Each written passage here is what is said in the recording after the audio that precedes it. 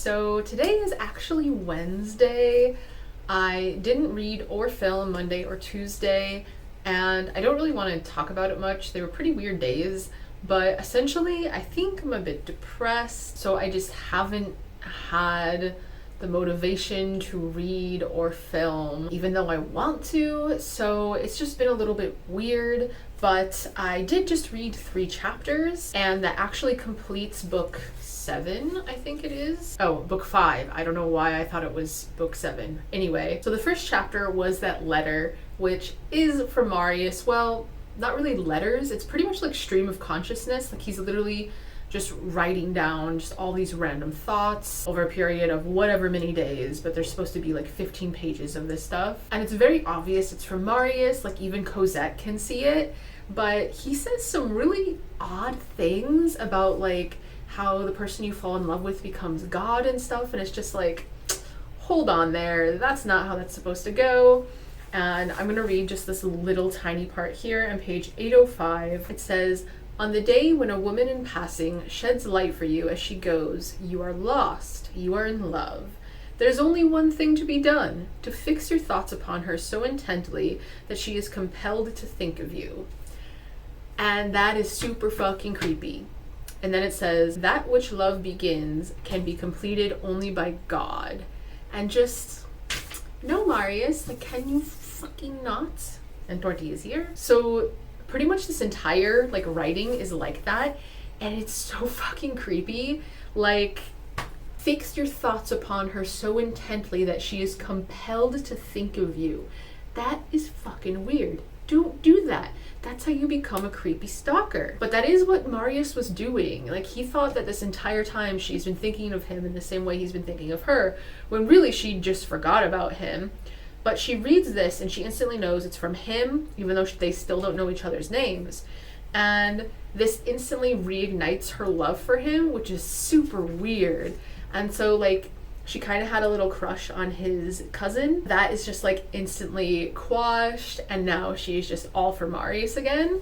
And so the next chapter it's literally called Cosette After Reading the Letter, and it's basically just her putting the notebook like down her dress and just like having it close to her heart kind of thing, and just, oh, Torti's playing with the string, and just having her be like, oh my god, like, how could I ever forget about him? And how it talking about how this was just like a match being thrown like to her love to be reignited and all of that. And the last chapter of this book is called No Place for the Aged, which I now realize means like no place for Jean Valjean. Pretty much he goes out for like his nightly walk, and Cosette goes out into the garden and is sitting at her bench. Freaking Marius walks up, and he's super fucking awkward and weird and is like, oh my god, I'm sorry for being here, but I've been following you for like a year, and do you remember me? I hope you remember me. Am I annoying you? I hope I'm not annoying you, but I followed you and found out your address, and then they told me you moved, so I've just been trying to find you this whole time. And it's exactly like that. And it's like, this is so disturbing. Like, if someone came up to me and just started saying all this shit, I would be terrified. She almost faints from like happiness and finally seeing him and talking to him. And what the heck, Torti? And so they sit on the bench and finally start talking to each other, and apparently like they exchange a kiss, and they're just being like super awkward and are like at first not talking, and it's just like they didn't realize they were holding hands kind of thing. And then finally, literally the last 3 lines of this are, "What is your name? My name is Marius, and yours, Cosette." And so that's how this book ends. So they exchange their first kiss before even knowing each other's names. I think that's pretty impressive. So they have finally been introduced to each other. They know each other's names. We're finally getting somewhere. I do wish that the book had shown us Eponine showing Marius where Cosette lives. Like, that whole part was just kind of skipped. So like, I don't understand how long he's known exactly. Like, the time frame is a little wonky for me. But the next book, book 6, is The Boy Gavroche. So it seems like our focus is going to kind of shift again, And the first chapter is called Scurvy Trick Played by the Wind. So I'm wondering if we're going to see some events that we've already kind of seen, but from his perspective. Because so far it seems like he's a character where he's always kind of there and watching, but the people don't really know that he's seeing them, kind of thing. But I am glad that he's coming back into the picture because he was mentioned pretty early, I feel like, and then was just not there for quite a good length of time. Oh yeah, also I found my first typo in this. It's like on page 805. It's supposed to say side by side, but the second side, the S and the I are flipped. And I'm pretty sure that's the first typo I've seen in here. And it's taken 800 pages to get to one. So I think that's pretty good. But that's all for now. I'll be starting that other book tomorrow, I guess, hopefully, if everything goes well. So as of right now, we don't really have anything planned for this week. The movie, it's called Esther 2 here, but it's called Orphan First Kill in the US. That came out last week, and so I think I might try to see that tomorrow. It's not something that Toma is interested, so it's one I would just go to like by myself, which is why I think I want to go like during the week. But there are like so many movies coming out I want to see. I think there's going to be like 4 out at the same time, and so I'm just like, I want to make sure I see them all before they like go out of theaters here. But yeah, I won't really know what's happening later in the week until we actually get there.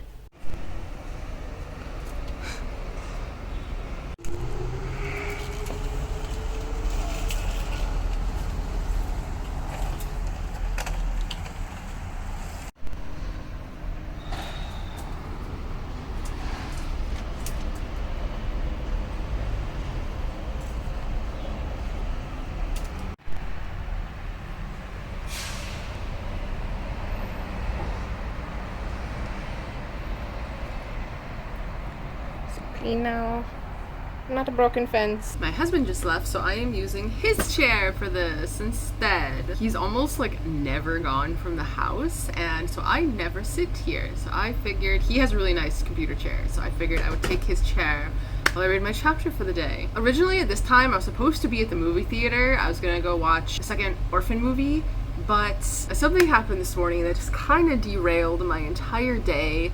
And I am just like beyond frustrated with it at this moment. So the card that I have, the residence card I have to live in France, you have to renew every 2 years.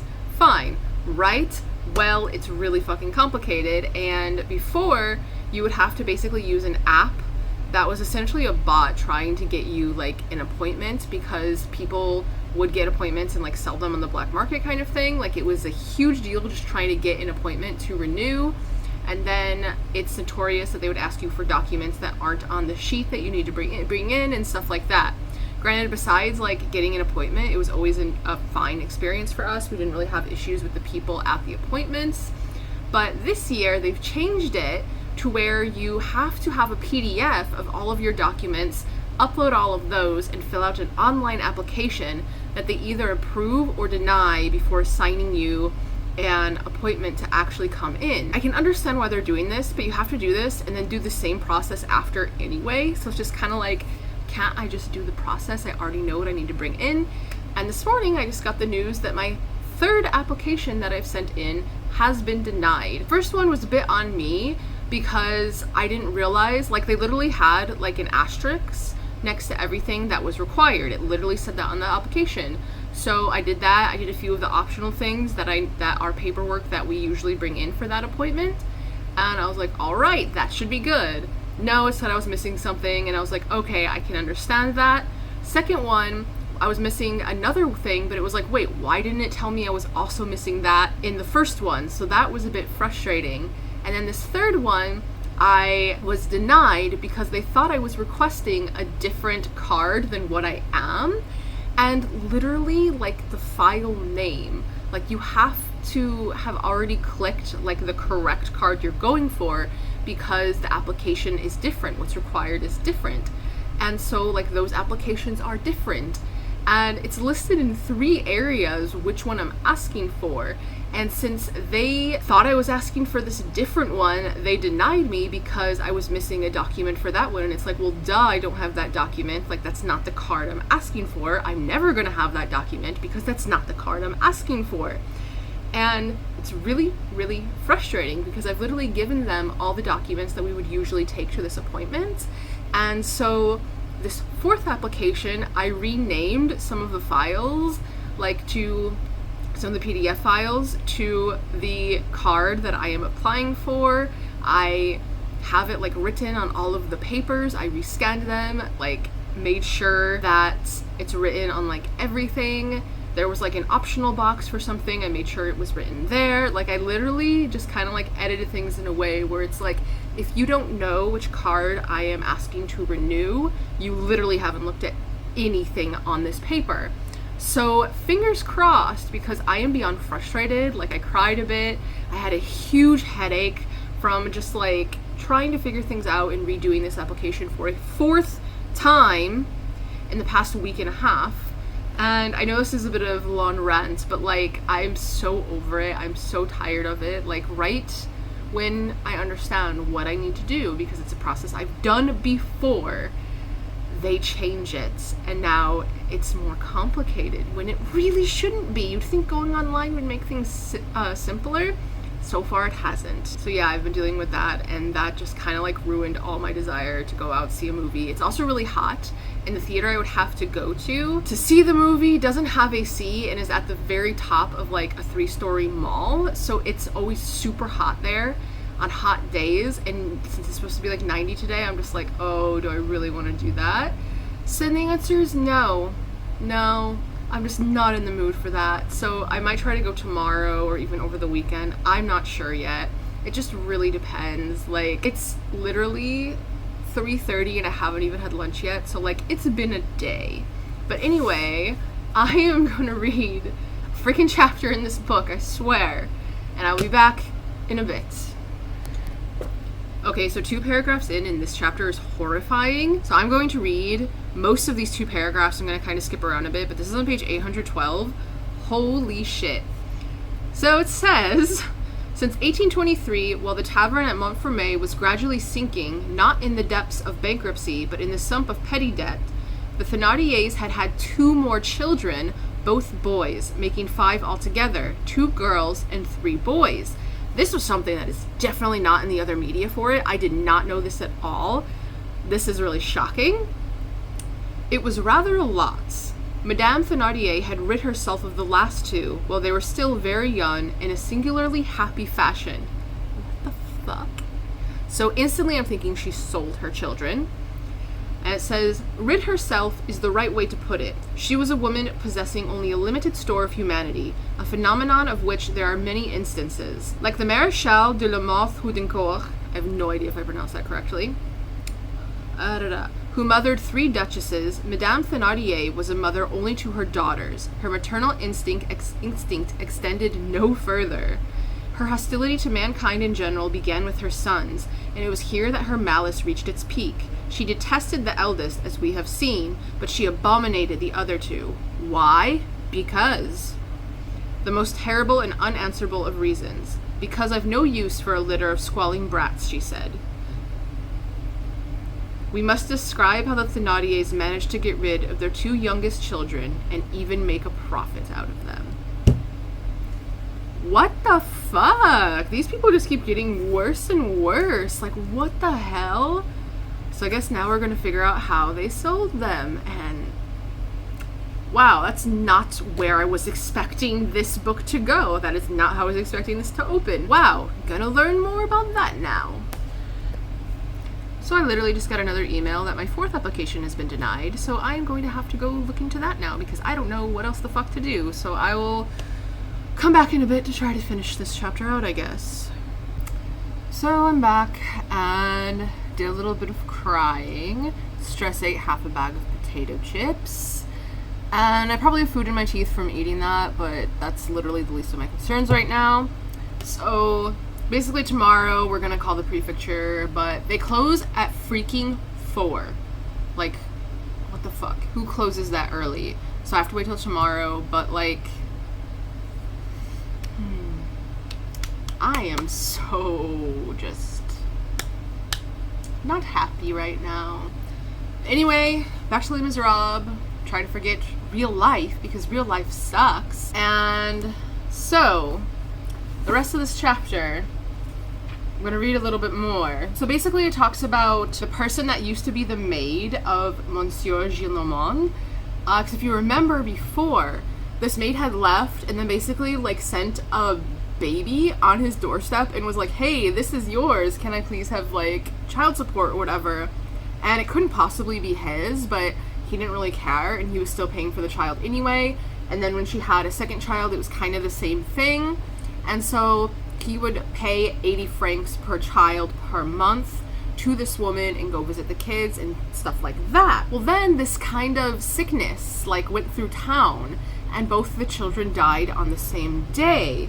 And it's fucked up because it says both La Mignon's sons were carried off by the epidemic at a tender age and on the same day, one in the morning and the other in the evening. It was a sad blow to their mother, for the children were valuable, each being worth 80 francs a month. And it's just like, holy shit, that is cold. And then it goes on saying how since the children died, it meant that she wouldn't get that money anymore.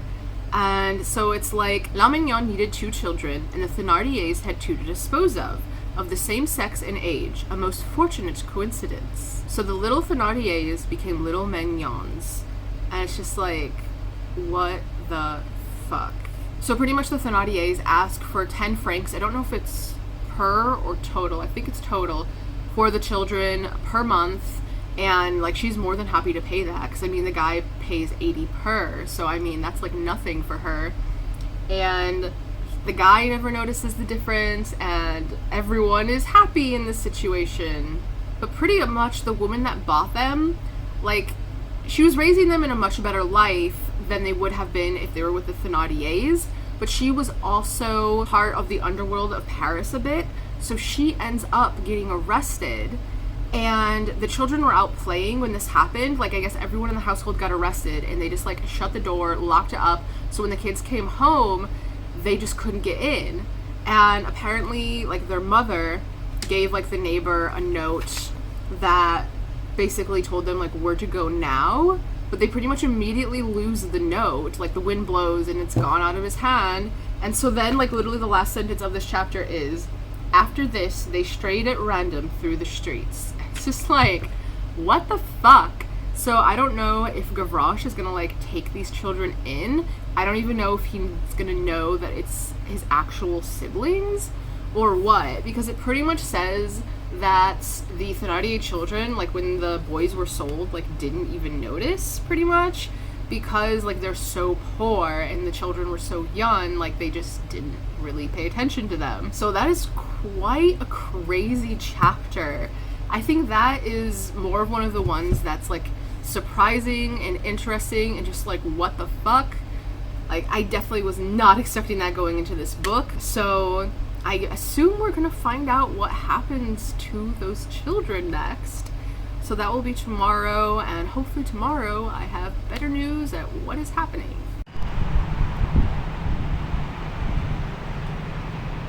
Pink sunset. Fortunately, I'm on the wrong side to see the sunset, but you can tell that it's definitely pink over there. There's a lot of traffic noise going on, but I can't remember if I mentioned anything about us replacing our old crappy broken fence. But like now we have this new one, and it's so weird looking out here and seeing something that is so much nicer than what we usually have. But like, I don't know, everything just looks so much cleaner and nicer now. And the cats aren't messing with it, and that's what matters most. But pretty much, I am getting ready to head out to finally go to the movie that I've been talking about all week, Orphan 2. I literally have less than 10 minutes and I need to be walking out of this door. I had been hoping that I could read my chapter of Les Miserables today before I had to go, but then I started looking at the chapter and it's literally almost 20 pages, so that was not gonna happen. I literally was gonna try to do that like 20 minutes before I have to leave, so that's not gonna work. But yeah, I just wanted to pop in here and say what's going on. Toma's gonna be leaving at pretty much the same time I am, because he's actually thinking about getting back into the game Warhammer, which is really cool. That's a hobby he used to have, but it was before we met, so like I've never seen him play it or anything like that. So he's gonna be going to some game shops and finding out more information about that, maybe buy a few things, so that'll be fun coming home to see what he got. But yeah, I'll be back later to tell you probably how bad the movie was. It is just over 5 hours later, and this is a really weird combination of shitty indoor lighting and too bright outdoor lighting, even though the sun's going down. Like, what the hell? Why is this always too bright? But anyway, I watched the movie, I read the long chapter, and the movie was actually better than I was expecting. By the way, that is Ori's tail right there. He's in the window seat. The movie's better than I was expecting. I actually enjoyed this one more than the first one. Honestly, everyone has been saying the twist is what makes this movie, and that is completely 100% true. Without this twist, it would be complete trash. The first half of this movie was so fucking boring. Like, I was literally sitting there like, how is it this boring? And the dialogue is also just horrendous. Like, when the actress that plays the mom, like, when she first speaks, I was just like cringing so hard and was like, holy shit, just how can it be this bad?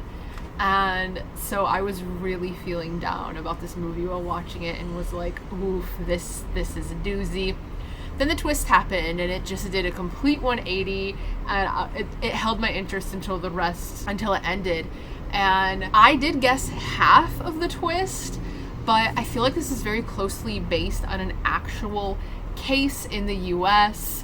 I can't remember the name or like what it's called or anything, but I listened to a podcast about it. And so like some of the things in the movie that seem stupid, like not doing a DNA test, is actually believable because there's a case where they didn't do a DNA test kind of thing. It has a lot of parallels to the real world when it really shouldn't. So I finished the chapter, and there's actually only one more chapter left in this book, and it's another pretty long one. And I think that whole chapter is pretty much them helping the Thenardiers escape.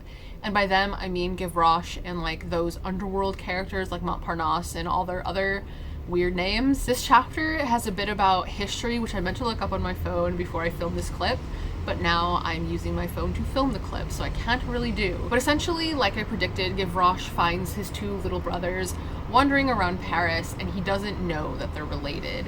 And it's just also another bit of there are only like 12 characters in this freaking book, and they constantly run into each other syndrome kind of thing. So he sees them, takes them under his wing, gets them some bread to eat, and takes them to Bastille, where there is this like elephant statue thing made out of plaster that has pretty much just been ignored for the past like 20-30 years. So it's really like decrepit and everything. And he's living inside that elephant right now.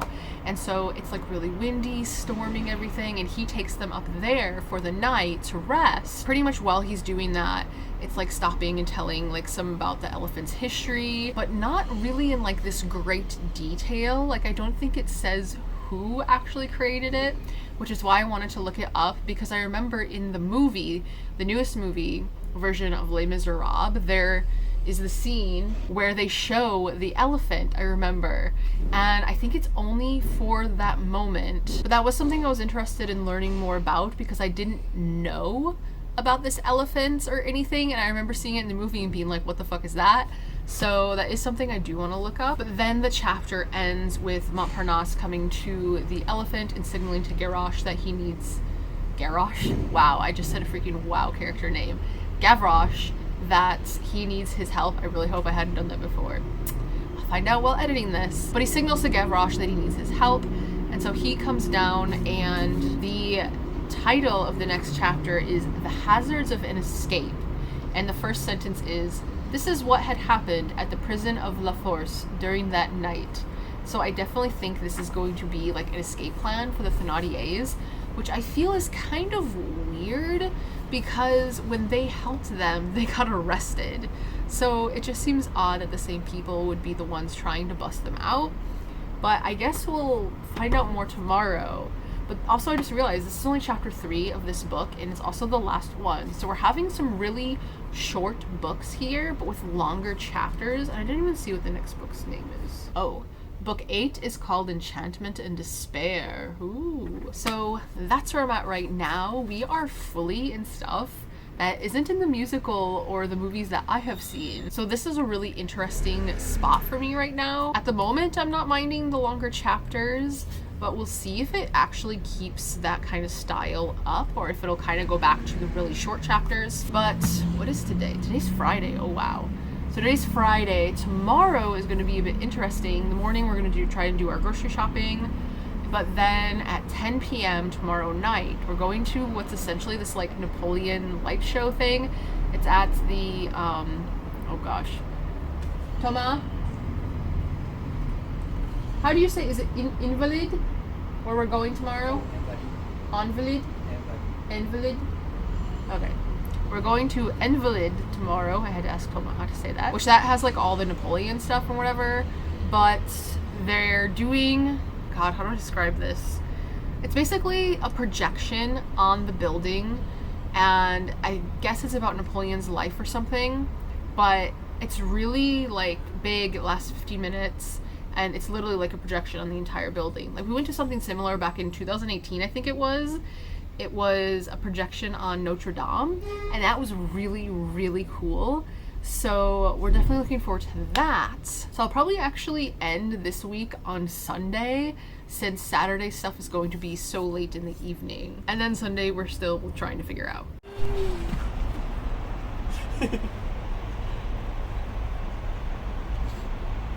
She athletic girl. You need to give it back. It's stuck on her nail.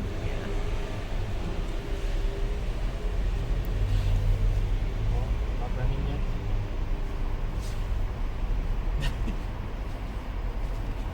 She's too fast. Too fast for you.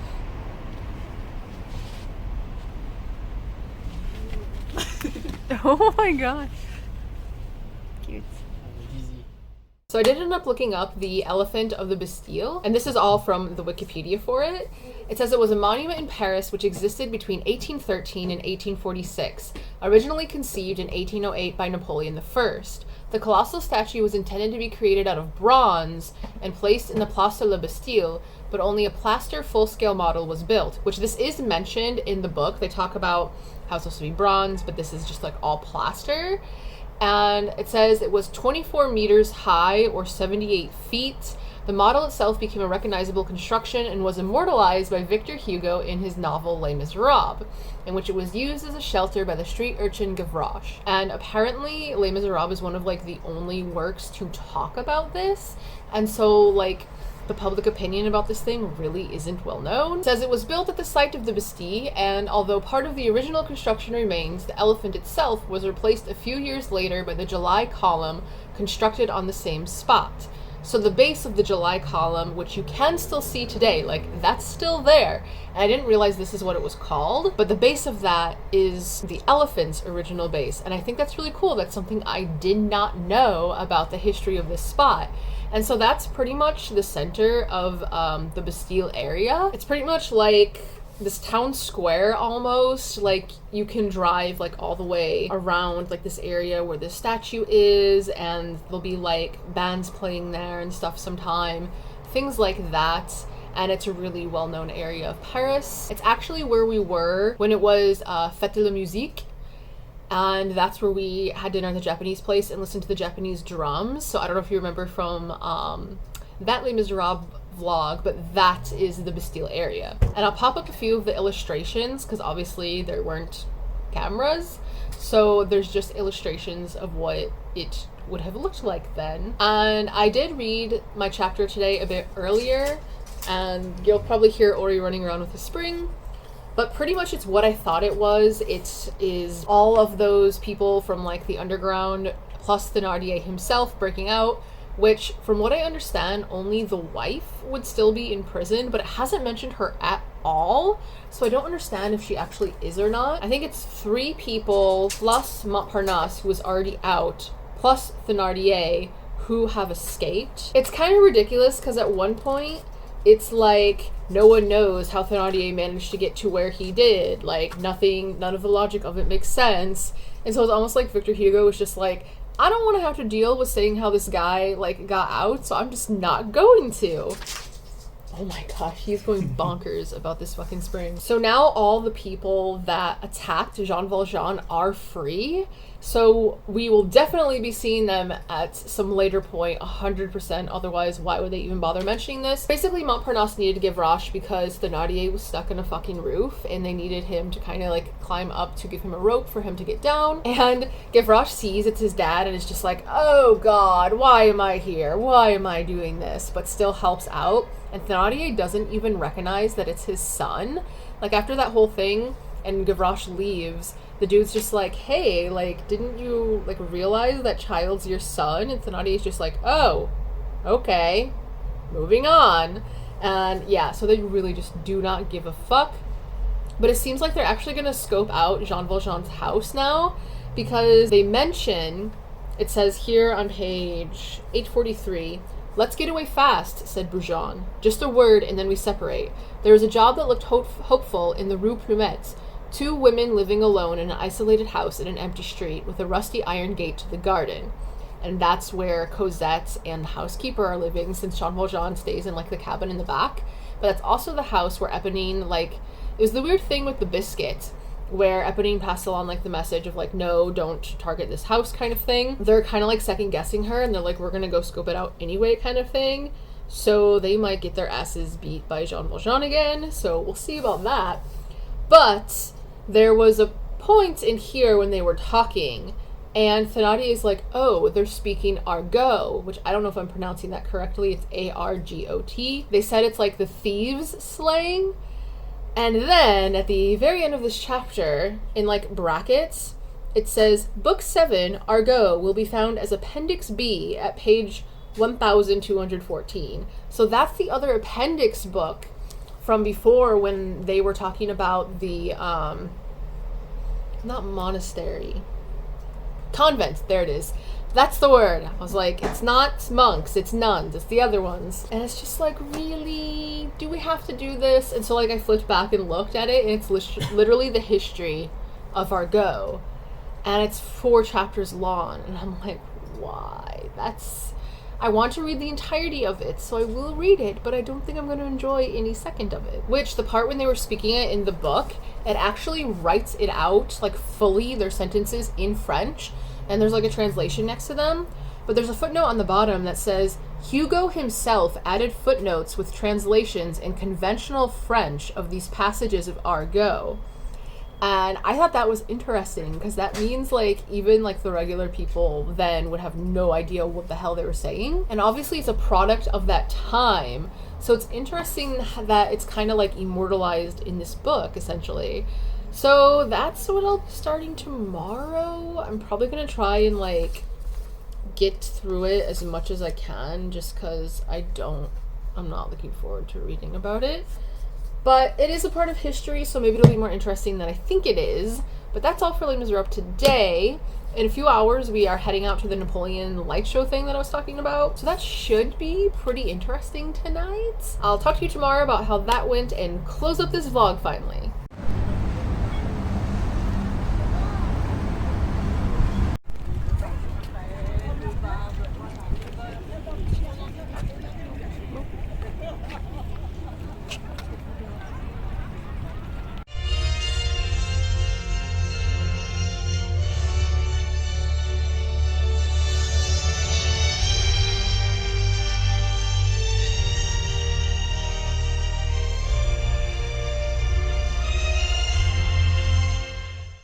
Alright, I'm popping in here in all the backlighted glory. I am a sweaty mess, wanting to immediately jump into the shower. Today has been a lot busier than I expected, but I'm not going to talk about that at all. Instead, last night, the event, they actually didn't allow pictures or videos, so I wasn't able to get near as much like footage or whatever of that as I was expecting. It was a little bit different than what we thought it was going to be. But the parts I liked were, we were in a courtyard, and so there was literally building like on all 4 sides of us. The light show aspect of it was in the front part and on the sides. It was really immersive, like it felt like it was all around you, and I thought that was a really cool incorporation. And some of the transitions and stuff were just really awesome. And so like the first part was really good. And like the thing itself was called like Napoleon, the Eagle of France or something like that. And so I thought it was going to be all about Napoleon, but it wasn't. It kept going, and it started talking about like World War One, and then World War Two, and it was showing pictures of like real people and stuff, and I was not expecting that. And so it got a little weird. And there was like one point where it was trying to simulate like gunfire on a battlefield, and so it was like shining lights on us, and they were like right in my eyes, and I felt like I was blinded every single time, and it was just way too much. So there were like weird parts like that where it just really like took me out of it and was like, I don't like this very much. But the line to get in was freaking huge, but it moved really fast. But yeah, it was something where fun to see once, but I don't think we'd go again kind of thing. And for the rest of the weekend, I will talk about that in the next vlog. So thank you for hanging out with me. It is always appreciated. And until next time, bonne journée and au revoir.